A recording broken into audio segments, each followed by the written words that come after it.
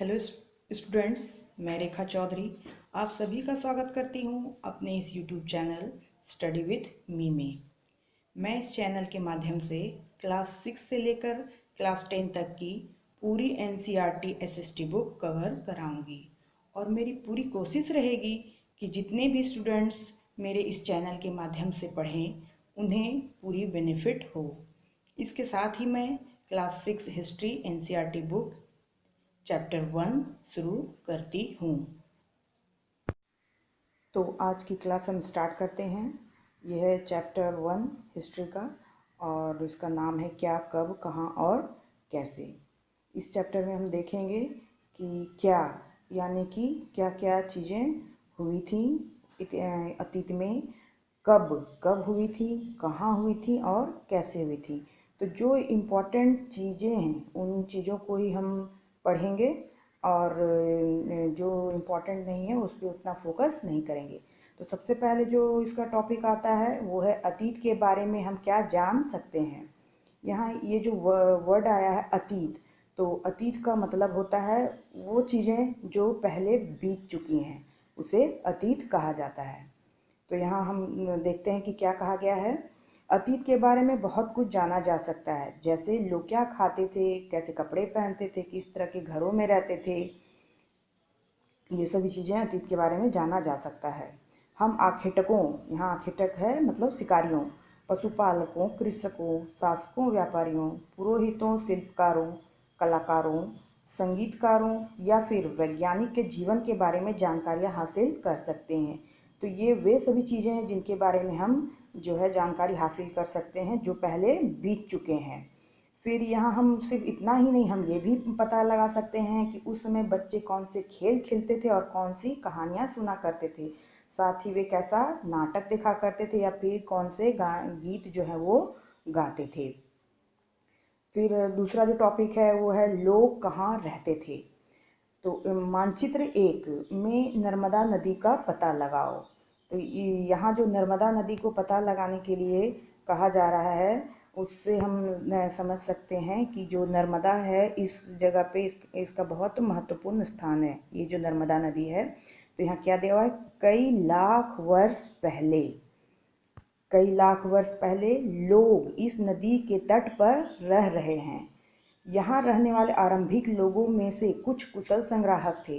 फिर यहाँ एक वर्ड आया कुशल संग्राहक। तो ये जो कुशल संग्राहक है इसका मतलब होता है वैसे लोग जो चीज़ों को इकट्ठा करके रखते थे, तो इसे कुशल संग्राहक कहा जाता है। तो यहाँ क्या कहा जा रहा है कि यहाँ रहने वाले लोग, कहाँ रहने वाले, तो नर्मदा नदी के तट पर रहने वाले लोग कुशल संग्राहक थे जो आसपास के जंगलों की विशाल संपदा से परिचित थे। यानी कि जंगल जो है वो एक संपदा है, परिपूर्ण संपदा है और वहाँ जो लोग रह रहे थे उनको वहाँ के जंगलों के बारे में सारी जानकारियाँ थीं।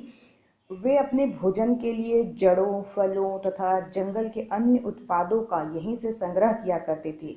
वे जानवरों का आखेट भी करते थे। ये जो कुशल संग्राहक थे वे लोग जो नर्मदा नदी के तट पर रह रहे थे, वो जो कुशल जो सभी चीज़ों को इकट्ठा करके रखते थे, वे वहाँ के जंगलों की संपदा से अच्छी तरह परिचित थे और वे अपने खाने पीने आदि चीज़ों का जो संग्रह था वो उन्हीं जंगलों से करते थे। साथ में वे जानवरों का शिकार भी किया करते थे। अब हम आगे बढ़ते हैं। इसके आगे जो टॉपिक है फिर है अब तुम उत्तर पश्चिम की सुलेमान और किरथर पहाड़ियों का पता लगाओ। तो यहाँ जो उत्तर और पश्चिम सुलेमान किरथर पहाड़ी जो है इसके बारे में ये एक इम्पॉर्टेंट नाम है इस चैप्टर में। उत्तर पश्चिम यानी भारत के उत्तर पश्चिम में कौन सी पहाड़ी, तो सुलेमान और किरथर पहाड़ी। तो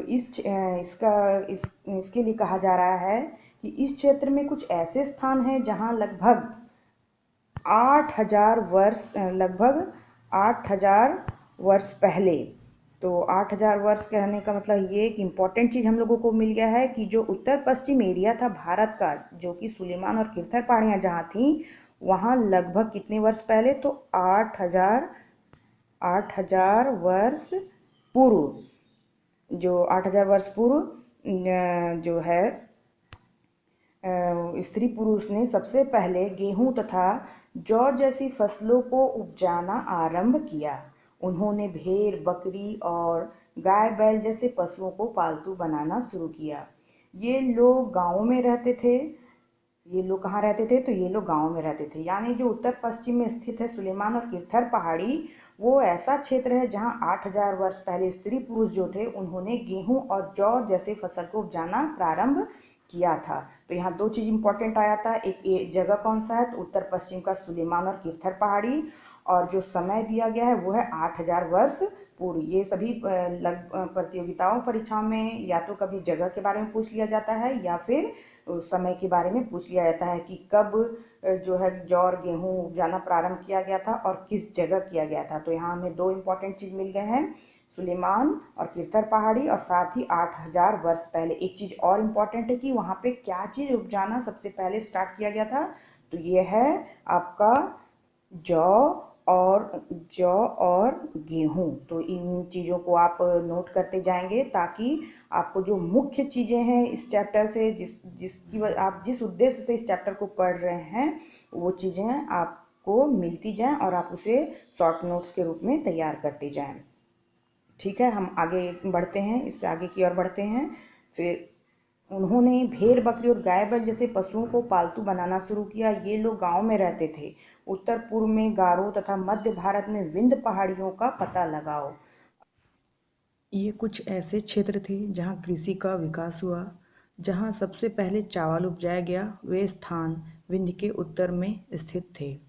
तो ये जो उत्तर पूर्व में गारो तथा मध्य भारत में विंध्य पहाड़ियों का पता लगाने के लिए कहा जा रहा है, इसलिए कहा जा रहा है क्योंकि ये एक इम्पॉर्टेंट क्षेत्र है, एरिया है जहाँ कृषि का विकास हुआ था और जहाँ सबसे पहले क्या उपजाया गया था? चावल उपजाया गया था। और ये स्थान जो है वो कहाँ है? तो विंध्य के उत्तर में स्थित थे। अब हम यहाँ मैप पे देख लेते हैं। तो ये देखिए सुलेमान, उत्तर पश्चिम में सुलेमान और किरथर है। तो यहाँ पे सुलेमान दिया हुआ है और ये किरथर दिया हुआ है, जहाँ पे क्या उपजाया गया था? जौ और गेहूँ। उसके बाद है गारो पहाड़ियाँ। तो गारो पहाड़ियाँ उत्तर पूर्व में है। यहाँ पे गारो पहाड़ियाँ दिख रहा है। तो यहाँ पे उपजाए गए थे चावल, उसके साक्ष्य जो है यहाँ मिले हैं, ऐसा बोला जा रहा है। और साथ में क्या है? विंध्य पहाड़ियाँ, मध्य भारत में विंध्य पहाड़ियाँ। तो ये यहाँ पे विंध्य पहाड़ियाँ दिखाई दे रहा है जहाँ पे सबसे पहले चावल उगाया गया था। तो ये आपने मैप के जरिए से इसे देख लिया है। अब हम फिर से अपने टॉपिक पे आते हैं। अब है मानचित्र पर सिंधु तथा इसकी सहायक नदियों का पता लगाने का प्रयास करो। मानचित्र में ही हमें क्या देखना है? सिंधु तथा इसकी सहायक नदी। सहायक नदियाँ उन्हें कहते हैं जो एक बड़ी नदी में मिल जाती है। लगभग 4700 वर्ष पूर्व इन्हीं नदियों के किनारे कुछ आरंभिक नगर फले फूले। गंगा व इसकी सहायक नदियों के किनारे तथा समुद्र तटवर्ती इलाकों में नगरों का विकास लगभग 2500 वर्ष पूर्व हुआ। अब हम लोग देखेंगे कि जो सिंधु और उसकी सहायक नदी मानचित्र में कहाँ पे दिखाई दे रही है, और साथ में गंगा।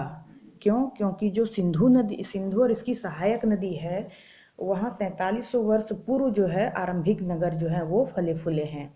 और गंगा और इसकी सहायक नदी के किनारे तथा समुद्र तटवर्ती इलाके जो है वहाँ भी नगरों का विकास हुआ था। कब? तो 2500 वर्ष पूर्व। तो ये दोनों भी इम्पोर्टेंट चीज़ें आ जाती हैं यहाँ पे। 4700 वर्ष पूर्व जो है वो भी, और आपका 4700 वर्ष पूर्व सिंधु और सहायक नदी में, और 2500 वर्ष पूर्व आ जाता है गंगा और इसकी सहायक नदी में। तो इसे भी आप अपने बुक में कॉपी पे नोट कर सकते हैं। तो अब हम मानचित्र के जरिए देख लेते हैं कि गंगा और इसकी सहायक नदी कहाँ है, और साथ ही सिंधु और इसकी सहायक नदियाँ। ये यहाँ से निकलती है गंगा और यहाँ से निकलती हुई ये यहाँ ये अटैच है, यहाँ पे गिरती है। और इसकी जो सहायक नदी है वो है यहाँ पे सोन नदी है। और भी कोई नदियाँ हैं गंगा की सहायक नदी, जैसे यमुना हो गया। ये चंबल भी आप देख सकते हैं कि इसकी सहायक नदी में ही आ रही है। तो ये गंगा और इसकी सहायक नदियां हैं जहाँ पे 2500 वर्ष पूर्व नगर जो है वो विकसित हुए थे, और समुद्र तटीय जो निकटवर्ती तटवर्ती इलाके हैं वहाँ भी। और साथ ही कहा गया है सिंधु और उसकी सहायक नदियाँ। तो ये यहाँ से निकलती है सिंधु नदी, ऐसे इधर से जाके अरब सागर में गिरती है। इसकी सहायक नदी में आ जाती है झेलम, ये है झेलम, फिर चिनाब, फिर रावी, फिर ब्यास, फिर सतलज। तो ये यहाँ ये जो नदियाँ हैं ये सिंधु की सहायक नदियाँ हैं और यहाँ जो है 4700 वर्ष पूर्व आरंभिक नगर फले फूले थे। तो आप इन सब दोनों चीज़ों को नोट कर लेंगे, सिंधु नदी और इसकी सहायक नदियाँ और गंगा और उसकी सहायक नदियाँ। अब हम आगे टॉपिक की ओर चलते हैं। गंगा तथा इसकी सहायक नदियों का पता लगाओ। गंगा के दक्षिण में इन नदियों के आसपास का क्षेत्र प्राचीन काल में मगध नाम से जाना जाता था। इसके सहायक शासक बहुत शक्तिशाली थे और उन्होंने एक विशाल राज्य स्थापित किया था। देश के अन्य हिस्सों में भी ऐसे राज्यों की स्थापना की गई थी। अब यहाँ पे गंगा और सहायक नदी को हम लोगों ने मानचित्र पर देख लिया है। अब हम देखते हैं कि गंगा के जो दक्षिणी जो क्षेत्र था और उनकी नदियों के आसपास जो क्षेत्र बसा हुआ था उसे मगध नाम से जाना जाता है। तो ये भी एक इम्पॉर्टेंट आ जाता है यहाँ पे एक लाइन कि जो मगध है वो कहाँ बसा हुआ है, तो गंगा के दक्षिण में मगध जो है वो बसा हुआ है। ये आप अपने शॉर्ट नोट्स में लिख लेंगे।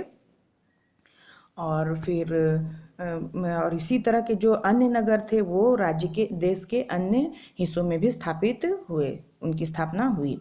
फिर लोगों ने सदैव उपमहाद्वीप के एक हिस्से से दूसरे हिस्से तक यात्रा की। कभी कभी हिमालय जैसे ऊंचे पर्वतों, पहाड़ियों, रेगिस्तान, नदियों तथा समुद्रों के कारण यात्रा जोखिम भरी होती थी। फिर भी ये यात्रा उनके लिए असंभव नहीं थी। अतः कभी लोग काम की तलाश में तो कभी प्राकृतिक आपदाओं के कारण एक स्थान से दूसरे स्थान जाया करते थे। कभी कभी सेनाएं दूसरे क्षेत्र पर विजय हासिल करने के लिए जाती थी। तो यहाँ ये बताया जा रहा है कि ये जो है जो लोग उपमहाद्वीप के एक हिस्से से दूसरे हिस्से में जाते थे तो जाने में तो कठिनाइयाँ होती थी। क्योंकि जो बीच में हिमालय जैसे ऊंचे पर्वत या पहाड़ी या रेगिस्तान या नदियाँ या समुद्र आ जाते थे, तो जिससे यात्राएं जोखिम भरी होती थी। फिर भी उनकी यात्राएं असंभव नहीं होती थी। वे लोग जाते थे, उसके पीछे कुछ कारण होते थे, जैसे कि काम की तलाश में या फिर प्राकृतिक आपदा जैसे बाढ़ अगर आ गया उसकी वजह से, या कभी कभी जो सेनाएं हैं दूसरे देशों पर दूसरे क्षेत्रों पर विजय हासिल करने के लिए भी जाती थी एक जगह से दूसरे जगह। और जो व्यापारी होते थे वो काफिले में या कभी कभी जहाज़ों में अपने साथ बहुत सारी मूल्यवान वस्तुएं लेकर एक स्थान से दूसरी जगह जाते रहते थे। साथ ही जो धार्मिक गुरु होते थे वो लोगों को शिक्षा और सलाह देते हुए एक गांव से दूसरे गांव तथा एक कस्बे से दूसरे कस्बे भी जाते रहते थे। और कुछ लोग ऐसे होते थे जो नए और रोचक जगहों की खोज की चाह में वो लोग यात्राएं किया करते थे। और इन सभी यात्राओं से लोगों को एक दूसरे के विचारों का जानने का अवसर मिला। तो यात्राएं करने का रीज़न भी आपने जाना और इससे क्या फ़ायदा हुआ कि इससे लोग एक दूसरे से प्रभावित हुए और एक दूसरे को जानने का अवसर भी उनको मिलने लगा। अब नेक्स्ट टॉपिक पे आ जाते हैं। आज लोग यात्राएं क्यों करते हैं। एक बार फिर से मानचित्र 1 को देखो। पहाड़ियां, पर्वत और समुद्र इस उपमहाद्वीप की प्राकृतिक सीमा का निर्माण करते हैं। हालांकि लोगों के लिए इन सीमाओं को पार करना आसान नहीं था। जिन्होंने चाहा वे ऐसा कर सके। वे पर्वतों की ऊंचाई को छू सके तथा गहरे समुद्रों को पार कर सके। उपमहाद्वीप के बाहर से भी कुछ लोग यहाँ आए और यहीं बस गए। लोगों के इस आवागमन ने हमारी सांस्कृतिक परंपराओं को समृद्ध किया। कई सौ वर्षों से लोग पत्थर को तराशने, संगीत रचने और यहाँ तक कि भोजन बनाने के नए नए तरीकों के बारे में एक दूसरे के विचारों को अपनाते रहे। तो यहाँ पे अब आता है कि जो पहले तो यात्राएं लोग करते थे वो हम लोगों ने जान लिया, लेकिन आज के लोग यात्राएं क्यों करते हैं तो उसके बारे में हम जानेंगे। तो इसमें मानचित्र को देखने के लिए कह रहा है और वो इसलिए क्योंकि हम ये जानते हैं कि जो भारतीय उपमहाद्वीप है उसकी सीमाओं का निर्धारण जो है वो या तो पहाड़ियों या पर्वतों या समुद्र से हुआ है। और इन सीमाओं को पार करना आसान नहीं था, लेकिन जिसने ऐसा चाहा वे वैसा कर सके। वो पर्वतों की ऊंचाई को भी छू सके और गहरे समुद्र को भी पार कर सके। और उपमहाद्वीप के बाहर से भी जो कुछ लोग आए और वो भी आके यहीं पे बस गए। और लोगों के इस आने जाने के सिलसिले से क्या हुआ कि सांस्कृतिक परंपराओं का जो समृद्ध परंपराओं को समृद्ध किया और कई सौ वर्षों से लोग पत्थर के तराशने, संगीत रचने और यहाँ तक भोजन बनाने के नए नए तरीकों के बारे में एक दूसरे के विचारों को अपनाते रहे। यानी कि लोग एक दूसरे के संपर्क में आए तो एक दूसरे के परंपराओं को, साथ ही उनके संस्कृति को भी अपनाया और अपनी संस्कृति, हमारी संस्कृति को उन्होंने अपनाया और इस तरह से आदान प्रदान हुआ और हमारी जो परंपरा का धरोहर है वो बहुत ही समृद्ध हुआ। अब आता है देश के नाम। अपने देश के लिए हम प्रायः इंडिया तथा भारत जैसे नामों का प्रयोग करते हैं। हमारे देश के लिए दो शब्द का यूज प्रायः किया जाता है, इंडिया और भारत। यहाँ जो इंडिया शब्द इंडस है वो इंडस से निकला है। यहाँ पे क्या कह रहा है कि जो इंडिया शब्द है वो इंडस शब्द कहाँ से निकला है, तो इंडस से निकला है, जिसे संस्कृत में सिंधु कहा जाता है। तो ये आप नोट कर सकते हैं कि इंडस शब्द कहाँ से निकला है, तो इंडिया शब्द कहाँ से निकला है, तो ये इंडस से निकला है और जिसे संस्कृत में सिंधु कहा जाता है। अपने एटलस में ईरान और यूनान का पता लगाओ। लगभग 2500 वर्ष पूर्व उत्तर पश्चिम की ओर से आने वाले ईरानियों और यूनानियों ने सिंधु को हिंदौस तथा इंदौस और इसी नदी के पूर्व में स्थित भूमि प्रदेश को इंडिया कहा। भारत नाम का प्रयोग उत्तर पश्चिम में रहने वाले लोगों के एक समूह के लिए किया जाता था। इस समूह का उल्लेख संस्कृत की आरंभिक लगभग 3500 वर्ष पुरानी कृति ऋग्वेद में भी मिलता है। बाद में इसका प्रयोग देश के लिए होने लगा। तो यहाँ जो हम लोगों ने पढ़ा कि इंडिया शब्द जो है वो कहाँ से निकला, इंडस से निकला है और इसे संस्कृत में सिंधु कहा जाता है। एटलस में यहाँ एटलस एक वर्ड आया। एटलस का मतलब होता है जो मानचित्रों का समूह। एक किताब आती है उसमें बहुत विभिन्न देशों के मानचित्र जो हैं वो दिए रहते हैं और उसे एटलस कहा जाता है। वो भौतिक, राजनीतिक, हर तरह का मैप उसमें दिया रहता है। तो इसमें कहा जा रहा है लगभग 2500 वर्ष पूर्व उत्तर पश्चिम की ओर, जो उत्तर पश्चिम का जो एरिया था वहाँ से जो वहाँ से कौन आए, ईरानी और यूनानी जो आए, ईरानी और यूनानी आए, उन्होंने सिंधु को क्या कहा था, तो हिंदौस और इंदौस। इसे आप नोट कर सकते हैं कि ईरानियों और यूनानियों ने सिंधु को हिंदौस और या इंदौस कहा था। और ये किसके लिए कहा था, तो नदी जो सिंधु नदी थी उसके पूर्व में स्थित भूमि प्रदेश को इंडिया कहा जाता है। और ये जो इंडिया शब्द जो यहाँ पे आया है वो किसके लिए यूज किया गया है, वो क्षेत्र जो कि सिंधु नदी के पूर्व में स्थित था। उसके बाद आ जाता है भरत नाम का प्रयोग। उत्तर पश्चिम में रहने वाले लोगों, यहाँ पे जो भरत आया है वो भारत तो अब यूज होने लगा, पहले भरत का यूज होता था और भरत जो है उसका यूज पहले किसके लिए किया गया था, तो उत्तर पश्चिम में रहने वाले लोगों के एक समूह के लिए किया जाता था। तो ये भी आप अपने नोट में यूज कर सकते हैं कि उत्तर पश्चिम में जो लोग रहते थे, उनका समूह रहता था, उसके लिए भरत नाम का प्रयोग किया जाता था।